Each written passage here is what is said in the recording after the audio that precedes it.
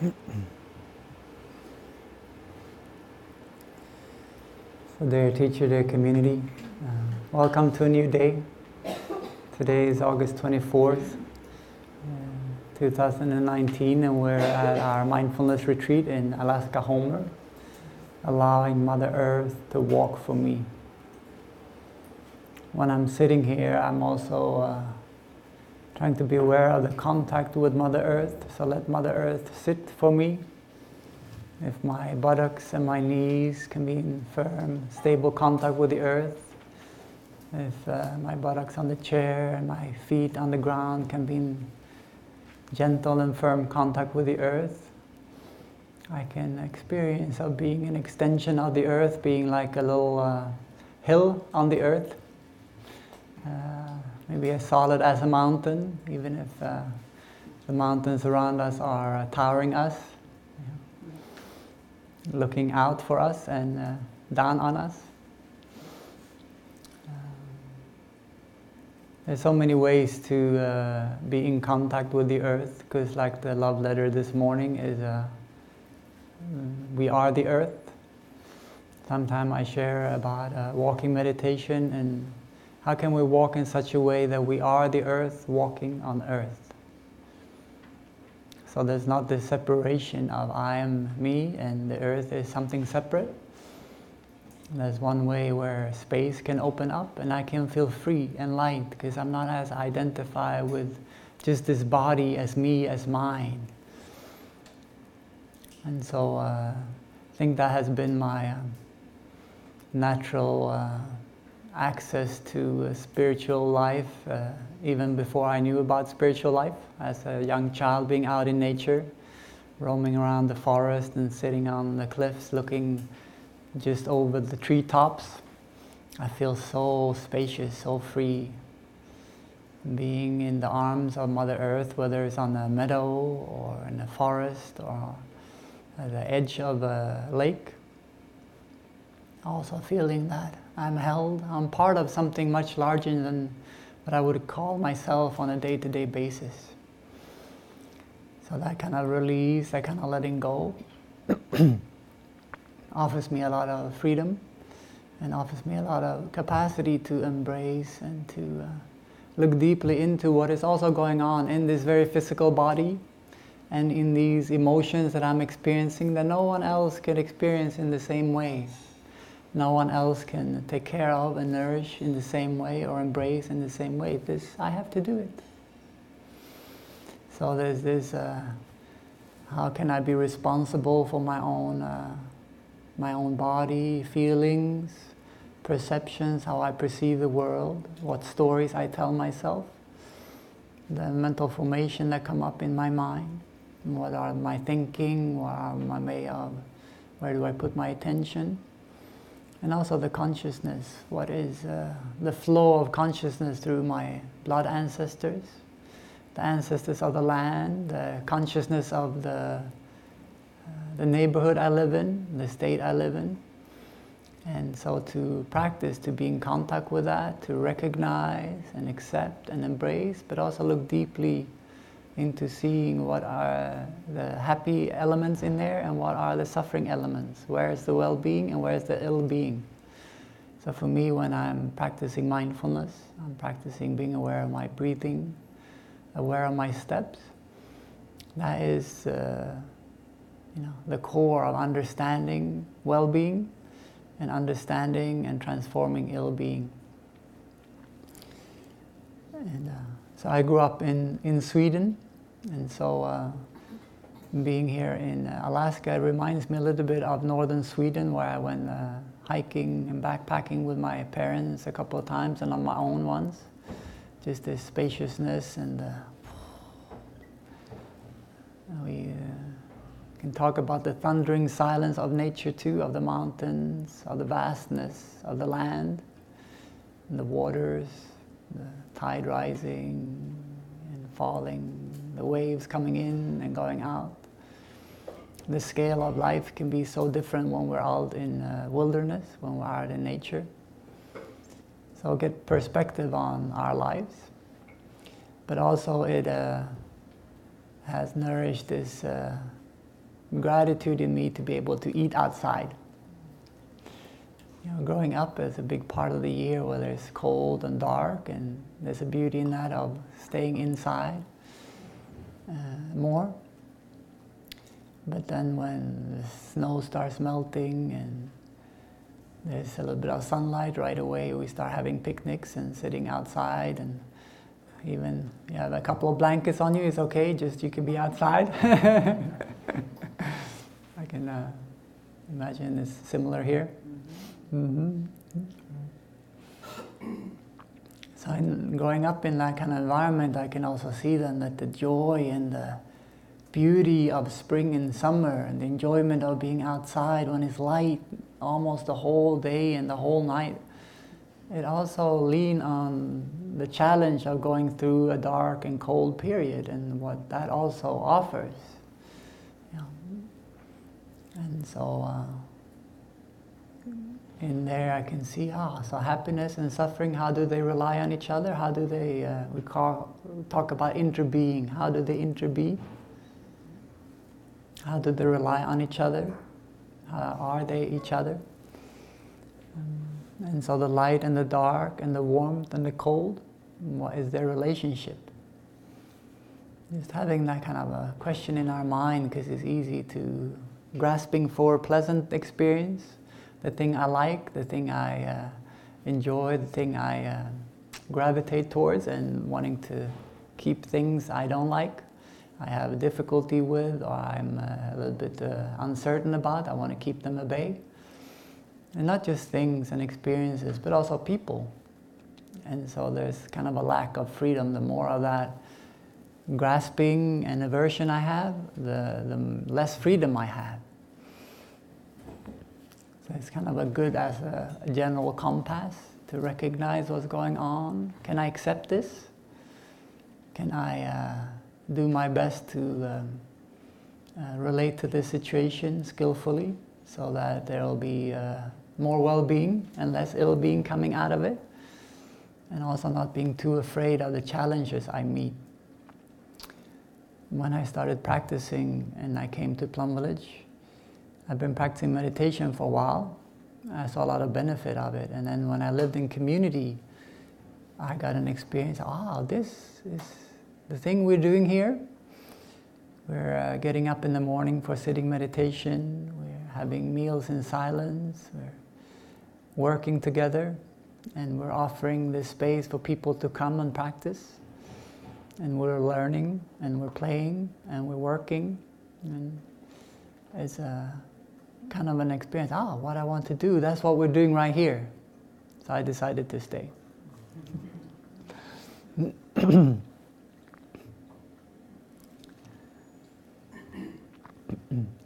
But in that process, I also recognized that I just wanted to be with what is going on. I want to transform what is going on. And when we have a lot of teaching and practices how to nourish our joy, how to nourish and touch moments of happiness. And I saw there was a little bit of resistance in me about that. But I started practicing it, and I started also recognizing what is my resistance about. Because I have some kind of perception that to make progress in the world, we have to work hard, and we have to try, and we have to keep trying and work hard.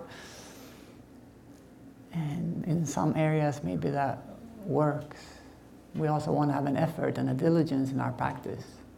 But what we'll notice is kind of a wrong view, because there's so many beautiful things going on. And can I enjoy the thing I've already accomplished? Can I enjoy the conditions as they are right now? Somehow my family, my society hadn't programmed that in me as much. Even in the most wonderful conditions and the moments, you're always thinking about the next thing. And so I noticed, okay, nourishing joy, just to enjoy. Not for anything in particular, more than just be alive and to enjoy being alive. And so this morning I wanted to share on the 5 mantras that Thay has offered us. As 5 mantras to help us to recognize what is going on to appreciate and have gratitude for what is going on, but also to recognize and be there for the difficulty in ourselves and in others, and helping us to reach out for help when we're in difficult situations or we suffer and we cannot handle it on our own. So that my brother was sharing yesterday of using the collective energy of practice to embrace our difficulty. And the fifth mantra is, this is a happy moment. Thay introduced that in 2009. In a way to be aware and training our minds to recognize all the wonderful conditions that are here in the present moment without anything changing. This can be a happy moment. So let's take a moment to come back to our breathing, to be in contact with our body and the contact with the earth, both the contact with the ground and also the air that's on our face, the air that comes into our nose and our lungs. And just opening up with the question of what is my happiness in this moment?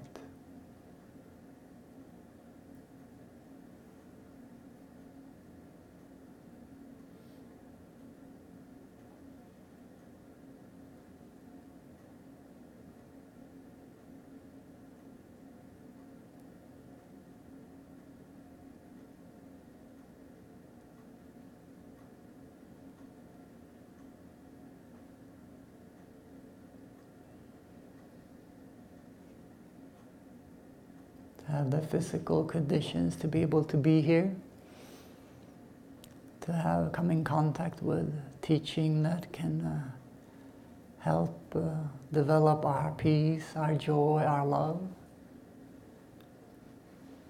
To have a space where we can also be with other people that have a similar intention. To sit on the firm crust of the earth that is currently not moving violently.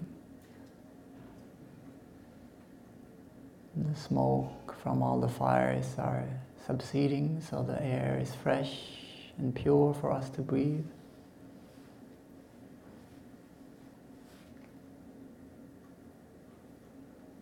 That we have people in our life that we care about and who care about us.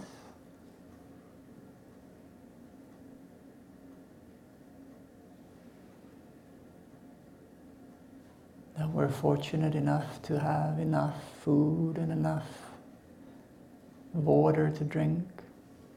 That we're safe. We don't have to worry about religious police cracking down on our activities today.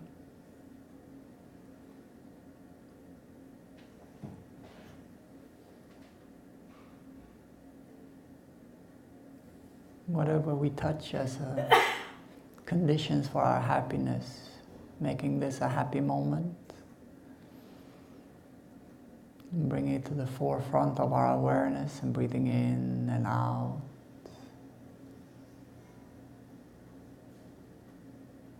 Recognizing this condition, knowing this is a happy moment.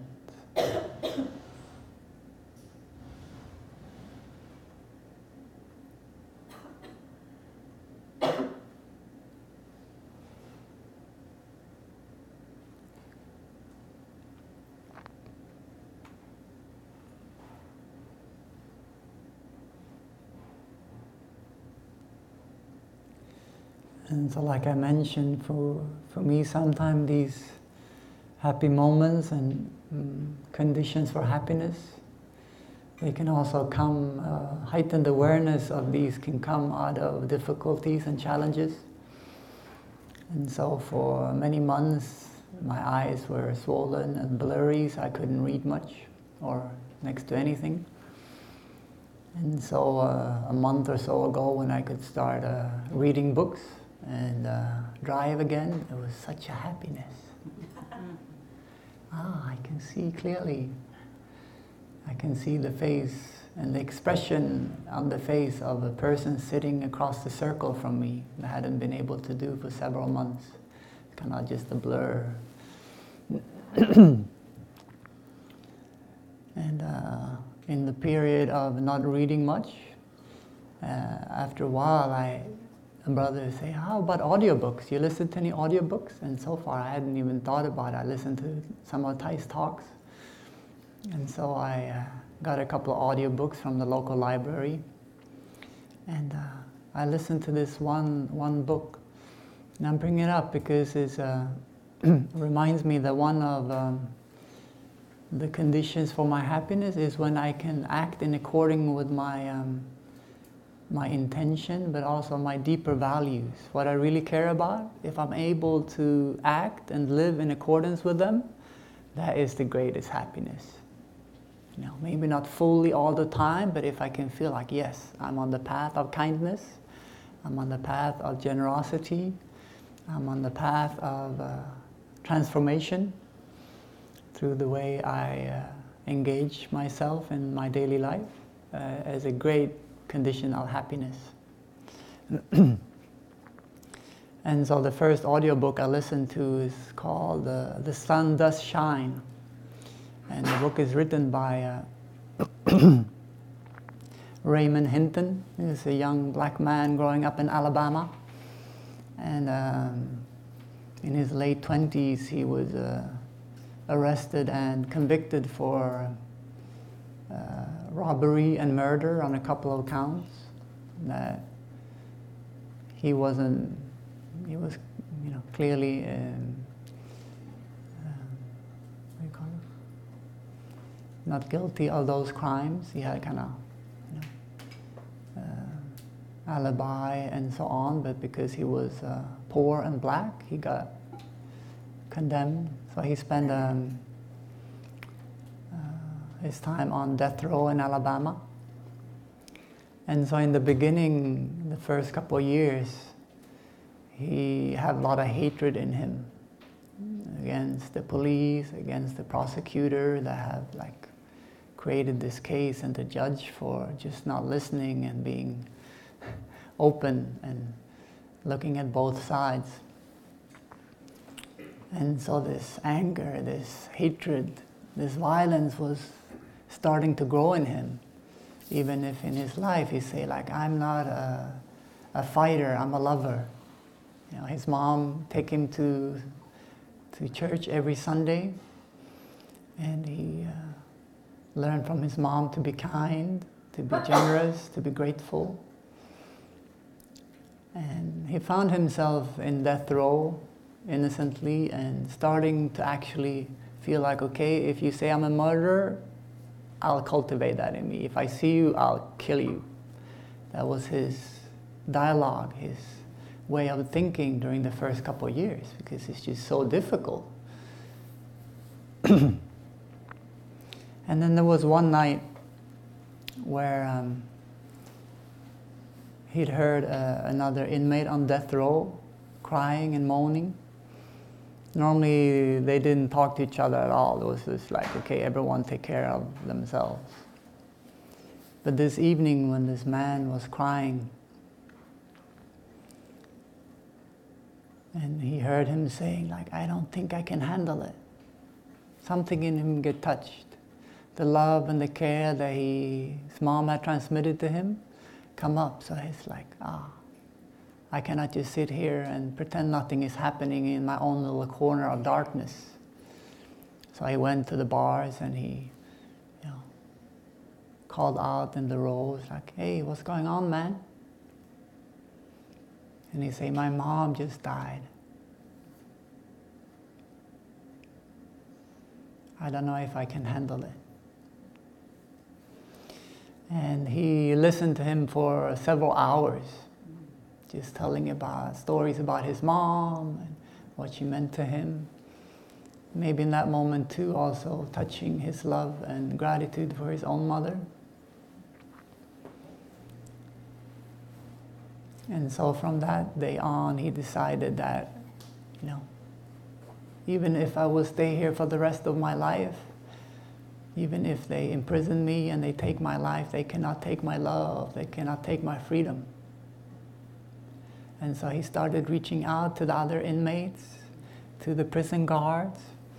So to live with that kind of compassion, that kind of kindness that he'd been taught his whole life.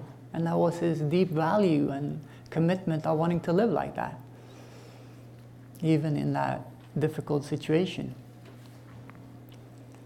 To be able to make moments in a daily life, moments of happiness, moments of love, moments of connection, rather than just like isolation.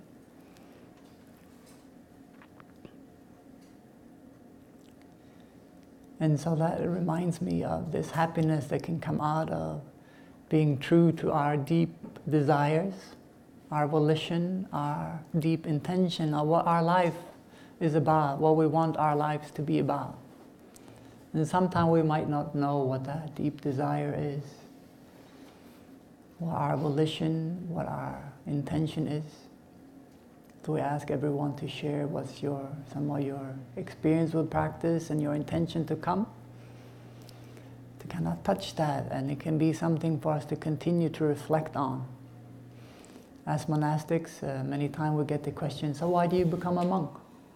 I say, you know, you want to know why I became a monk or why I choose to be a monk today? Things change, you know. I also want to share the beautiful, you know, Ray exited death row alive after 28 years. He got acquitted. He got a lawyer working for him, and so he's traveling to give teachings and share about his experience and so on. But the mantras that I'm talking about, you can see many of them present in the story I just shared. To be determined not to allow someone to take our happiness away, to take our love away, to take our freedom away, even in difficult situations like that. So how can we train ourselves to make this a happy moment, to be in contact with that? But he also practiced the first mantra. Not too long ago in Deer Park, we heard a talk that Thay gave, and he just given birth to this is a happy moment mantra, the fifth mantra. And after that, I started reflecting on that and seeing, I've heard these teachings for many years, and how am I practicing them? How are they manifesting in my life, and what kind of benefit do I feel from them? So I reflected some, and I started writing calligraphy of them. So there's a, maybe not large enough to see, you can have a look later on. So this is a happy moment, the fifth one. And the first one is, I am here for you.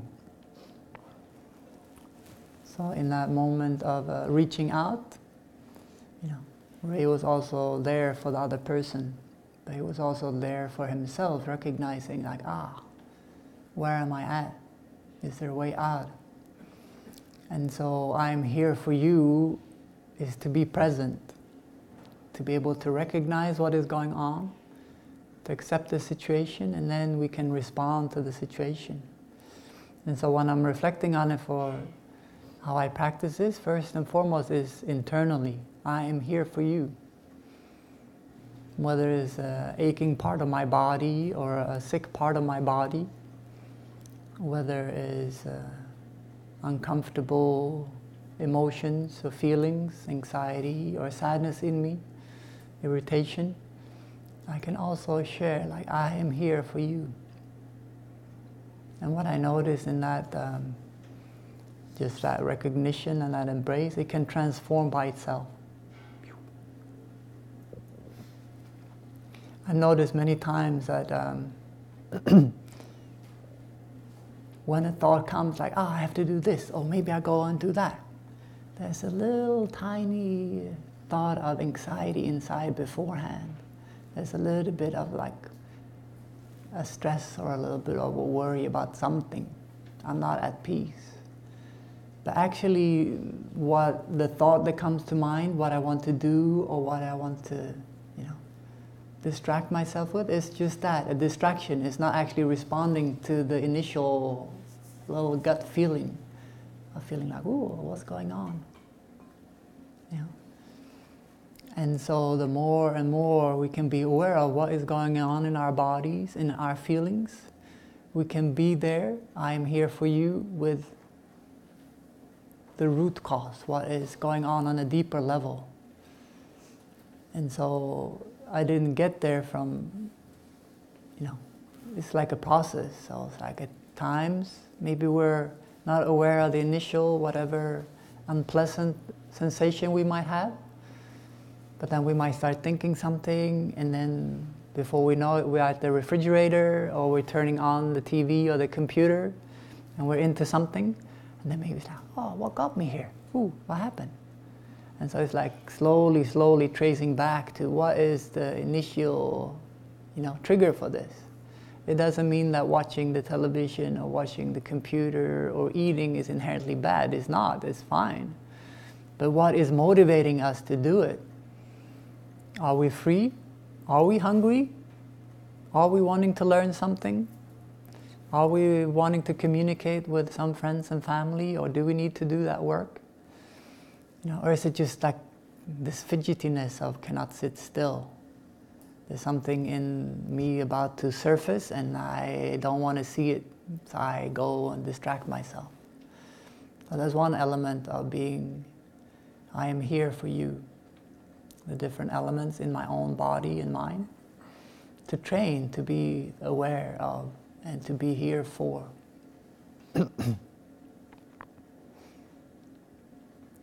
Without judging or reacting, without grasping onto, and without pushing away. So finding that middle way. By the spaciousness, there's the patience of Mother Earth present in me when I'm touching those moments.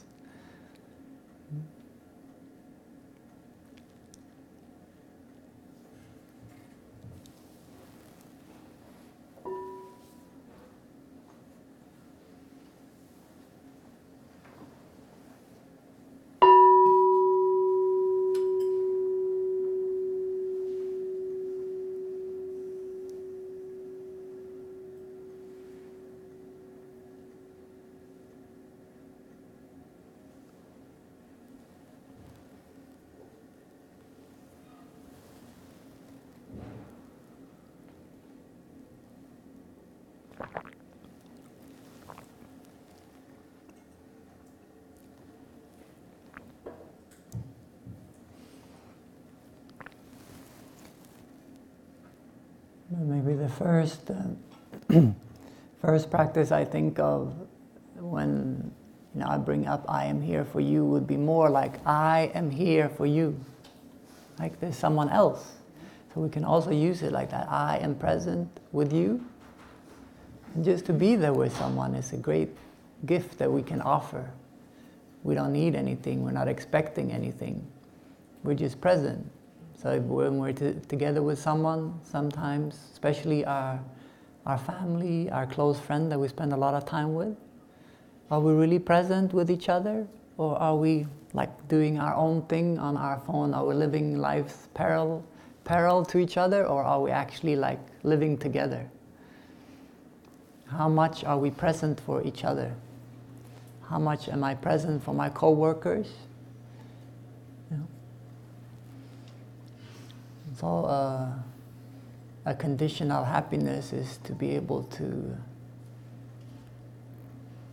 be with other people, to feel connected with other people as social beings is just a great source of nourishment for us, of being connected like that. So I am here for you is a way to train ourselves. When we see someone, when we interact with someone, sometimes at the monastery where, we're using them like this, it's like, I'm here for you. But it might seem a little bit like, what? if you just use the mantras right out like that, we can use it as an internal process. And the way we look at someone, the way we talk to someone, they know I'm here, I'm present. I'm not like, or, fidgeting around. So we don't have to spell the mantras out if someone is not used to them or familiar with them. It might seem kind of awkward or like, So we have to be skillful when we're using these teachings too, and how do we use them in a way that is nourishing us and is actually helping us to give rise to that, the content of these mantras in our life, and not just repeat them out. Right? And when I'm reflecting on I am here for you, it is also Mother Earth calling me. I am here for you.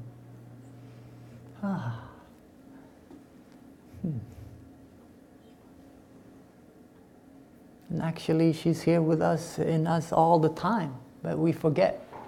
So this is how forgetfulness and mindfulness can also depend on each other. So when I'm distracted by something, I'm not remembering what's going on, my attention is floating around. As soon as I become aware of it, it gives me the opportunity to merge forgetfulness with mindfulness and then slide back in mindfulness, right? So Mother Earth whispering, like, I am here for you. The minerals in my bones and the minerals of the earth. The water in my body and the water of the earth, evaporating and condensating and precipitating, being there in lakes and rivers and oceans and continuing its journey, is outside and inside of me. We can also talk about the sun. Sometimes we talk about Father Sun, the Bodhisattva, the Buddha of infinite light and life, bringing warmth to us, especially in northern climates. It's easier to have a lot of appreciation for the sun. We feel, we can relax and we can brighten up when the sun rises. And so we're not alone in any of these moments. The sun and the earth is giving birth to us. It's helping us to manifest in this present moment. So this is the murmur inside of us that we can listen and hear. I am here for you.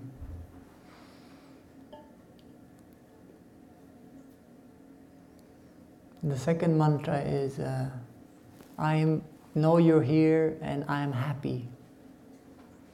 Many times Thay say, I know you are there and I'm happy. But sometimes I think of someone far away and I forget about the people right in front of me. Thinking about my brothers at Deer Park and think, I know you're there and I'm happy. But how about you guys? So I know you're here and I'm happy. And also not just as a statement, but how can we touch that? The gratitude of everyone coming, taking their time, your time and energy, resources to be here. And as we get to know each other more, is also seeing the beautiful qualities we all bring. What is the kindness? What are the insights? What's the love that everyone is bringing? And to remember to nourish that. We're also in survival and trying to get food and water and partner and community like my brother was sharing about yesterday. There's a tendency for us to focus on dangers and what might be threatening us or what might feel a little bit insecure. And so to recognize the people in our life and saying, I know you're here and I'm happy. To also recognize those things, those wonders, those people in our lives that is offering something valuable to us. Whether it's on a day-to-day basis or whether it's every now and a while, or even just people that we get inspired by. Maybe we haven't ever even met them. Maybe we're reading their book, or we're hearing stories about them, or we're listening to something that they shared. I know you are here and I'm very happy. That's what I felt very strongly the first time I heard the Buddha's teaching in the context of a meditation retreat. It was at the Tushita Meditation Center in Dharamsala in northern India. And we didn't just meditate, but we also get teachings about the Four Noble Truths and the Noble Eightfold Path. And in the context of that retreat, I just felt so happy for the Buddha. I know you're there, and I'm so happy. Because the confusion and the difficulty I encountered in my life, not knowing how to transform, not finding my way clearly, being caught in confusion, just the teaching just dissolved all of that.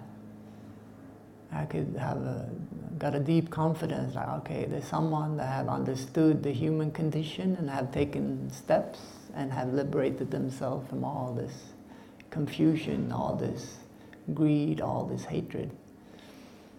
So even like that, to be aware,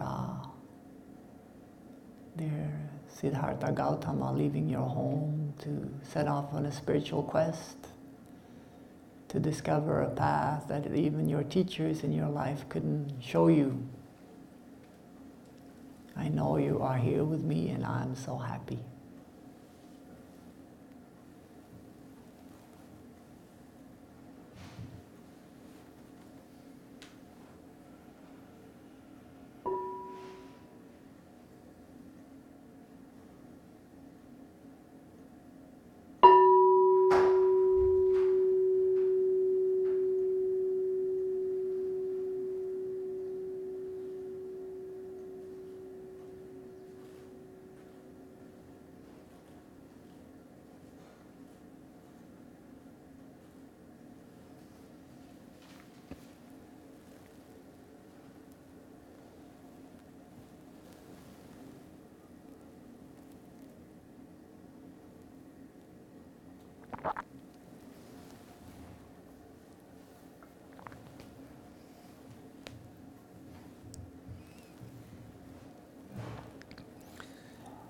So we can also practice these 5 mantras in the context of the Four Noble Truths, recognizing there is ill-being, there are causes of ill-being, and there is an ending of ill-being. We can also say in a positive way, there's well-being, and there's a path, there's condition leading to well-being. Yeah. That's the Noble Eightfold Path, the way out. So we looked at recognizing what is present, and learning how to cultivate happiness of what is going on can already bring us happiness, how we can see the qualities and the presence of others in our lives to be happy. But also with I know you're here and I'm happy, we could also do it with ourselves. This afternoon we have a deep relaxation, and there's an opportunity for us to be aware of our body. And sometimes it also invites us to be aware of our heart and touch the gratitude we have for our heart that is making life possible.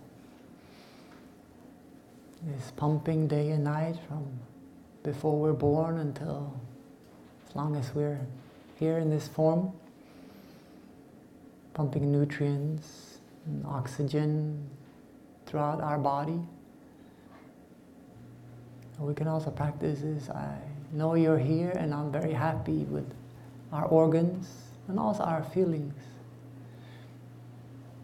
Our states of minds, our values, it's like, our ancestors.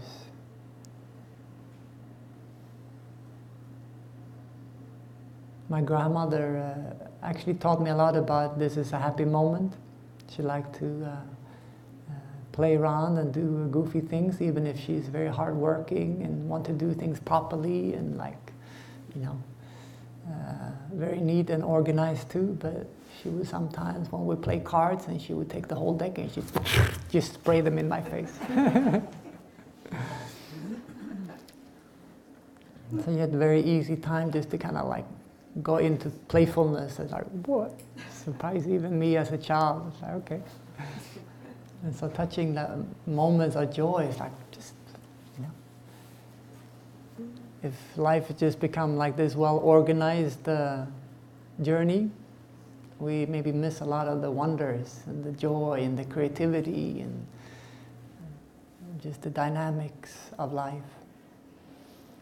And so we can also recognize our ancestors in us, the things that we've learned from our teachers and our parents, our grandparents, whoever has meant a lot to us. Can recognize they're actually still in us.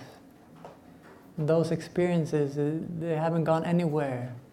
They're in our consciousness. They're available for us to touch, to get nourished by, and to continue to cultivate in this moment, if we're aware of them. Yeah. And so,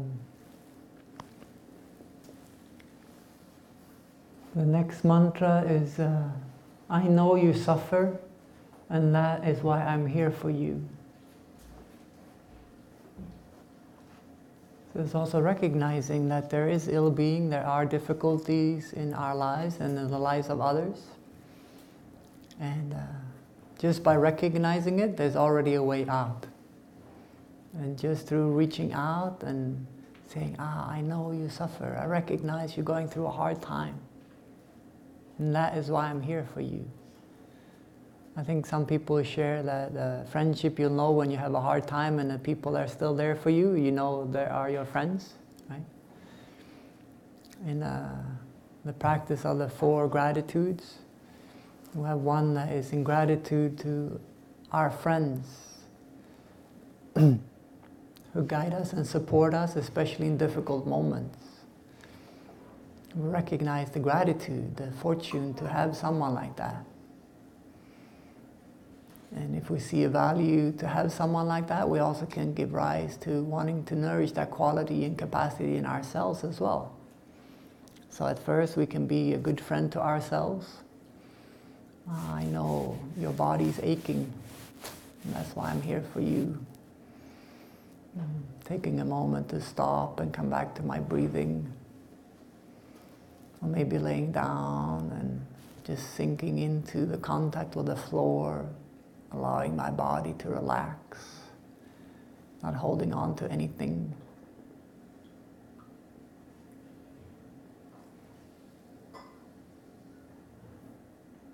Even in physical pain, I noticed that at times in the physical pain, sometimes I would add on it, I resist it, so actually I tense myself, or like, I become stiffer and more achy rather than taking the time and the care to actually relax. So that's when my idea that I have to push through this, I just have to work harder, it'll be okay, comes up, then it's like that, like, okay, just But there's not the kindness and the compassion and the insight of how actually things work and how actually things transform that is not present. So with this, I can remember, I know there's pain in my body. That's why I put my hand on my shoulder, and it's like, maybe I even rub some massage oils into my shoulder so I can feel warmer, open up. Simply by breathing into it. And sensing and experiencing what is really going on. It's easy to say just pain. But what is that sensation in my body? Is it throbbing? Is it pinching? Is it piercing? Is it hot or cold? And then it's kind of like already a little bit more dynamic. It's not just this pain. It seems something very solid and like non-movable. But when I'm more aware of, this is like a throbbing pain. And just, what does that feel like? My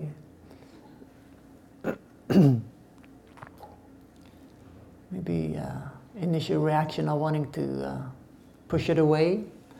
You can like, okay, it's fine. I can deal with this. I can be with this, no problem. Because I'm also allowing myself to touch what is really going on. I'm not caught in my idea of what it is, and I don't like that, so I want it to go away. And then I tense and I become more, and I focus on something else to take me away, but then I'm not actually inhabiting my body, and my shoulders day by day become more and more tense. It's just that I'm forgetting about them. You know? So I know you're in pain, I know you suffer, and that's why I'm here for you. Also emotional pain. We all go through difficulties in our lives. And so to befriend the emotions and the feelings we would kind of maybe associate with suffering, whether it's sadness and grief, maybe it's irritation and anger, maybe it's jealousy and loneliness, maybe it's worry and fear, whatever it might be. And some of us have like a stronger tendency for some of these than others. And so I see like, I don't have that much problem with hatred and anger. I get frustrated now and then, but it's not, I'm more like a little bit of worry and sadness is more what I need to practice more with, more often. So to recognize, okay, I know this is my experience in my life. And it doesn't just come from nowhere. The more we can spend time and experience it, we also understand, it doesn't just come from nowhere. There's causes and conditions leading up to this. Doesn't mean I'm good or bad, I'm doing it right, I'm doing it wrong. It's just cause and condition. Okay, so I easily feel anxious because of this and this and this condition. Maybe I experience, maybe my parents experience, maybe my society has experienced. Right? And then it's much easier to recognize suffering and be with the suffering. Because it's not this identification, it's not having to fight either. Agree with it or disagree with it, like it or not like it, but just like recognizing and accepting, okay, you're there. How can I be with this in a skillful way? Because we all have pain, we all have suffering.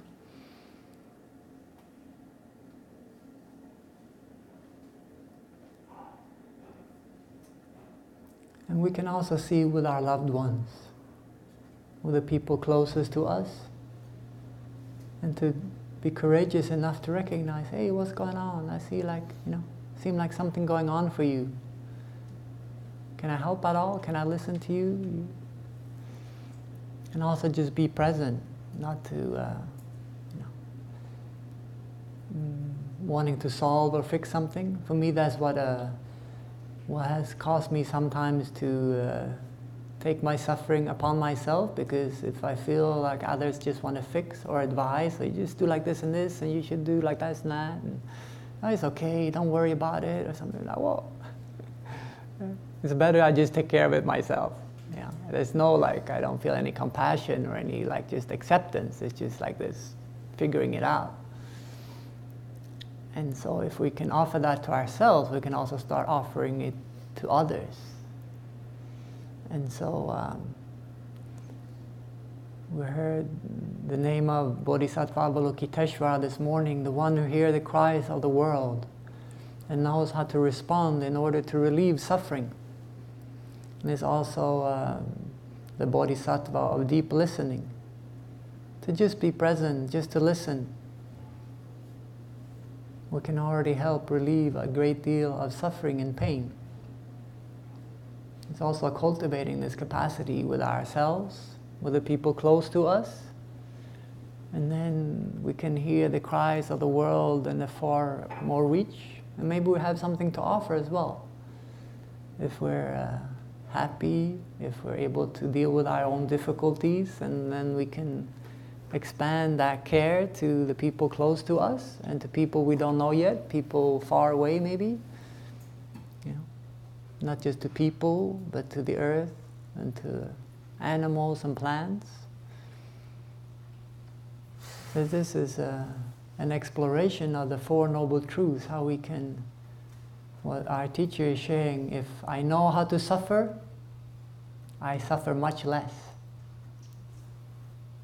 So we don't expect to eradicate pain and suffering completely, but we know that when we have this initial little anxiety or restlessness in us, and then we act and we do things in a way that actually make it stronger, make it more, it spreads out, it becomes our whole life. The relationship and the thing we say and do is just creating more and more difficulty, because we haven't seen what is really going on.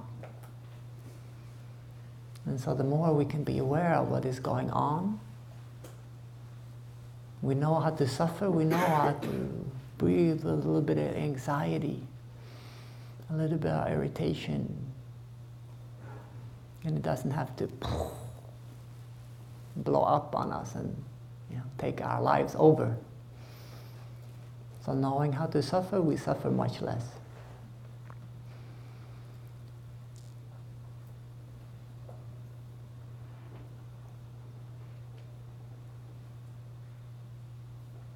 And also in that is to ask ourselves, do we understand the other person? Or maybe there's someone we care a lot about and we see they suffer, and it may be difficult for us to just accept and be with their suffering. Suffer then.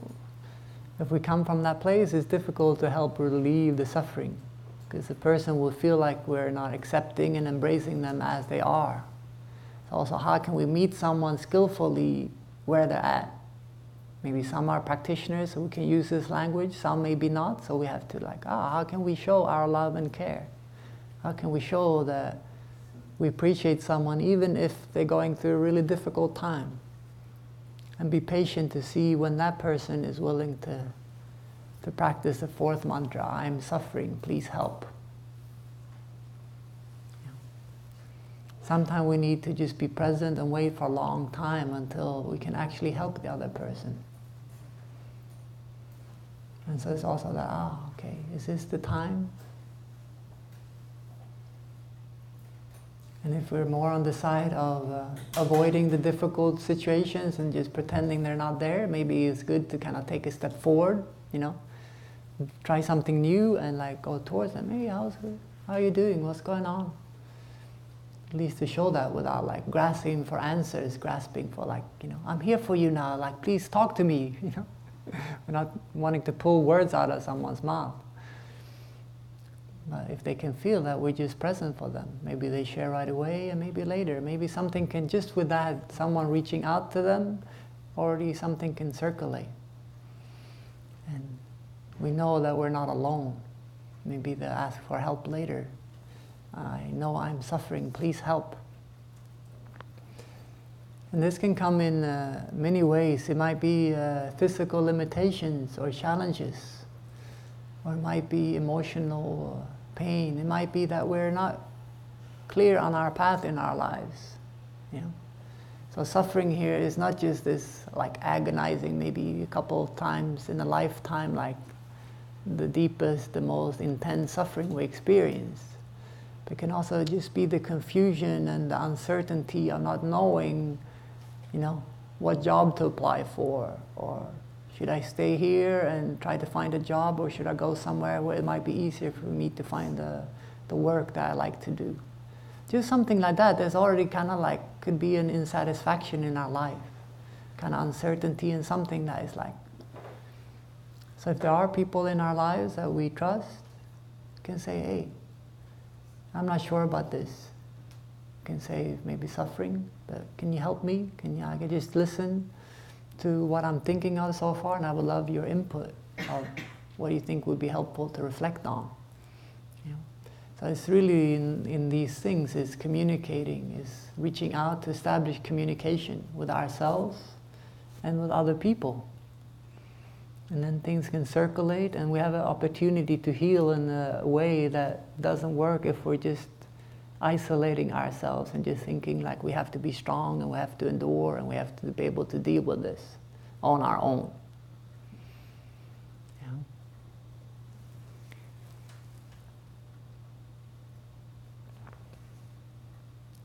And so this past year I get to practice this a lot, mostly through being limited in physical capacity. So I'd ask brothers to bring food to my rooms at times when I couldn't get out to get food, or take me to doctor appointment when I couldn't drive, and just asking for help in an extent that been unprecedented in my life. And asking a brother to clean my room and another brother to do my laundry, just because I didn't have energy to do it for a long period. Or Now it seemed like a short period. If you see the bigger perspective on things, it seemed like it lasts forever when I was in it.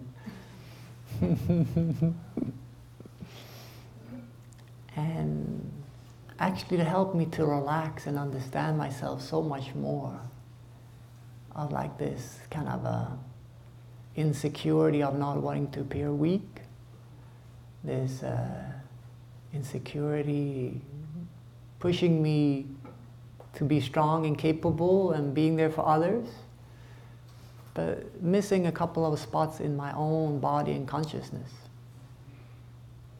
So in that sense, I cannot say that that pain and difficulty, it doesn't have a value. I learned a lot from it. And so when we know how to practice, we don't need to suffer more. There's already enough dissatisfaction and difficulty and pain and discomfort in our own lives and the lives of our families and society and the world. But if we're not afraid of it, and we have a path of practice, how to skillfully deal with our difficulties and how to ask for help, then we can learn from our suffering. And actually they become like the nourishment of new insights, of developing love, developing patience. Right? So it also ties into this allowing, like I mentioned yesterday, of letting go of my idea how things needs to be, and allowing support to be there, whether it's from the earth, that's already there all the time, but just to allow it to be there. Actively inviting it. It's like, yes, I know you're there. It changes a lot. And so these experiences gave me the opportunity to ask for help and receive it. And it's also this, letting go. Okay, I'm not alone. My mother was also at Deer Park for about 5 months and helped me with many things. And to be able, as a grown man, to rely on my mom, wow. Yeah. So precious. I'm not alone. It's not easy. Can you be there for me? And so what I noticed too is, like, if we practice when things are okay, or we practice when things are going well, and when things are kind of not so great, or we go through some really difficult thing, we have a kind of a reservoir. We've been adding drop by drop. So we have a reservoir of freshness, we have a reservoir of joy, of kindness, because we've been nourishing it. We don't wait for the crisis and then we go for a mindfulness class. It's good, but it might just do a little bit of a helpful impact if we can bring it into our lives. So it's not the practice of mindfulness and what we're trying to share this weekend is not just a tool and a technique, but it's an energy, it's a lifeblood. It's a way of living our lives. It's a way of navigating the difficulties and perils. It's a way of keeping track of the direction we want to go in, to remember what is the most important in my life. And when I'm getting distracted for all these petty, small little things. When I first came to California, we had a 3-month retreat with our teacher. All the monastic in our community came over in early 2004. That was the first time I was roommate with Brother Phap Ho. We, together with 2 other brothers, were in a room together. And one day, one brother, he asked me to be his second body. So when we go out, we go together. So we can support each other and remember what we're about. And so he needed to go to the post office. I went to the post office, and afterward we went to a health food store, and he said, okay, choose a fruit juice. I'll invite you for a fruit juice. And I've been living in the French countryside for the 4 years. No, 1 year at that time, 1.5 or 2 years. But there was like just a section of juice in the cooler was like from this wall to that wall. I don't think maybe in Alaska you're saved from having as many choices. I don't know, maybe California is world champion in that. It's like, okay, I just take an orange juice. I don't I want to spend the time and energy to make an informed decision. Oh, what do I feel like drinking right now? Okay. I don't want to spend all my time and energy making small decisions like that. You can easily spend all your time and energy making small decisions like that. When I travel around the US, I'm surprised of how many conversations people have about their gear. So how about your backpack? So, oh, it's a nice backpack. Where do you get that one? Oh, I get it. You know? A lot of conversation about the stuff. But what I noticed for myself, letting go of a lot of my stuff back in Sweden, is like, that's actually not bringing me happiness. There was a moment when I had this realization. I was sitting on my hallway floor, polishing my office shoes for go to work next day. And I was realizing with the clothes and the shoes and the apartment and the car and the different things I had, I spent so much time and energy just taking care of this stuff. It's crazy. There was this moment, it's like, no, this is not working. I have to because I saw my friends and the people that had been like doing that kind of lifestyle longer, they had much, much more stuff than I did. Many, many more things to take care of. It's like, okay, that's not the direction I want to go in.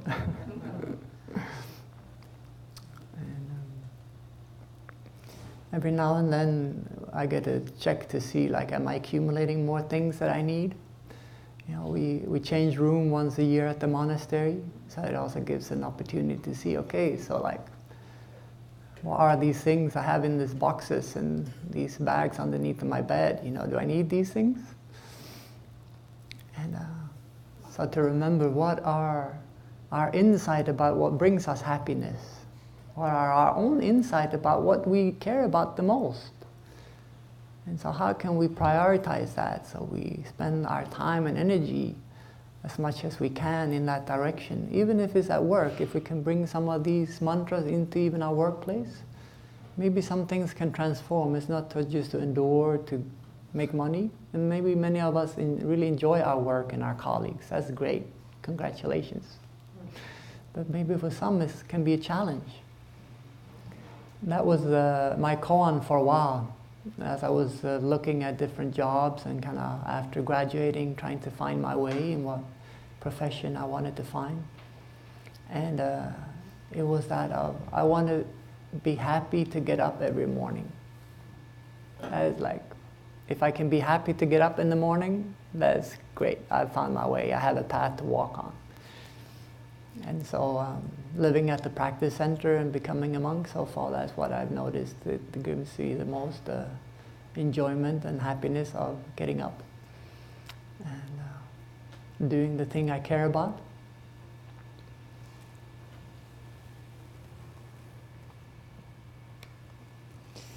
And so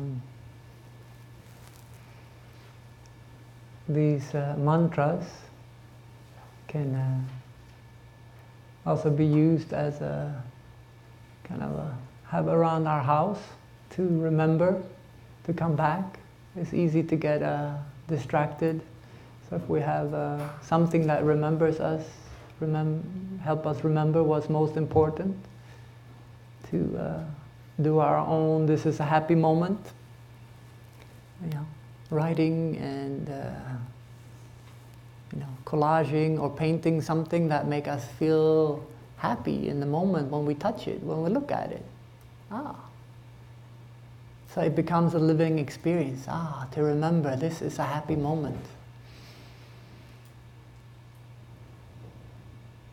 Have a background picture on our computer, on our phone that also help us to touch joy and help touch what is beautiful. That helps remind us. And with anything, if we just keep doing the same thing, it's easy, it gets stagnant and it doesn't have the lifeblood. That's why it's been interesting for me to kind of, elaborate with these 5 mantras more concretely this past couple of months to see how they're alive in my life. They have become just like in the background. They're kind of there, but I'm not really practicing them. And I know that they won't be the main focus on my practice and attention for much longer, but knowing, okay. So they help to keep compass, they help keep nourishing something. There's so many different Dharma doors, there's so many different practices I can use. So how can I keep it alive in me so they actually have a real benefit? It's not just doing it because it's a good thing to do, but actually I do it because I like to. I am seeing in this present moment is helping to nourish the beautiful things in my life, and is helping to embrace and transform the difficult things in my life.